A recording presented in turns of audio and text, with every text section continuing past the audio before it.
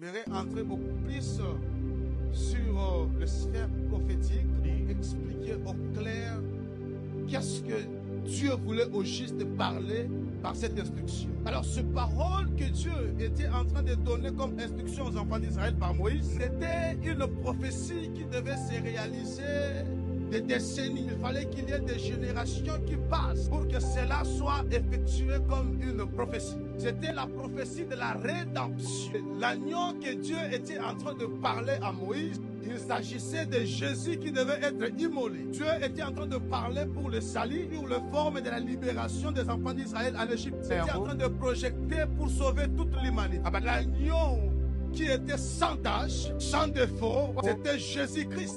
Comme ça, Jean-Baptiste est en train de lui présenter dans Jean chapitre 1, le verset 29. Comprenant par cette prophétie, il présente devant les gens qui étaient autour de lui. Voici l'agneau de Dieu qui ôte le péché du monde. Alors, l'agneau que Dieu demandait à Moïse était là pour couvrir, pour les empêcher, les épargner de la mort. Il n'était pas là pour ôter le péché. Le sang de cet agneau, elle couvrait tout simplement. Dieu a compris quelque chose. On ne parlera pas de la rédemption sans faire mention de la mort. Jésus était l'agneau sans défaut. Il devait venir mourir, donner sa vie pour nous, récupérer dans la mauvaise situation qu'on était. Et Jésus n'était pas un agneau animal, il était un agneau homme. Quand on parle de ça, on arrive pendant le moment où la prophétie devait s'exécuter. Parce que l'agneau sans défaut était là. On ne pouvait pas prendre l'agneau sans défaut sans qu'il puisse passer par l'observation des 14 jours. Nous sommes dans Matthieu chapitre 26, le verset 59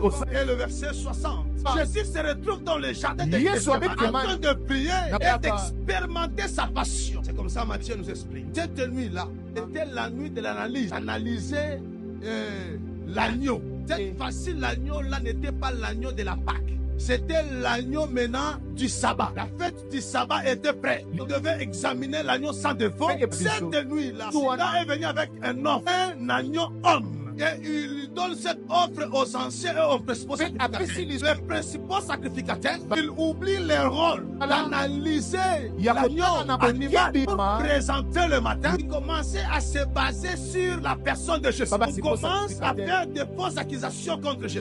Jésus ne voulait pas se défendre pour accomplir les écritures du livre d'Ésaïe 53. Il n'ouvrait jamais sa bouche. Jésus ne voulait pas se défendre. Jésus était l'agneau qu'il fallait, qu'on devait livrer. Ils ont présenté Jésus devant toute la nation. En dehors de Dieu, il n'y a pas la lumière. C'est lui qui est la lumière. Le diable est le fils du ténèbre. La mort de Jésus à la croix, entre ces deux soirs, la création du deuxième soirée, Jésus devait nous récupérer dans les ténèbres que le diable a fait que nous étions là. On était éloignés de Dieu. C'était nous rapprocher avec lui. C'était nous mettre en contact avec lui. Cette relation qui a été coupée, Dieu l'a remis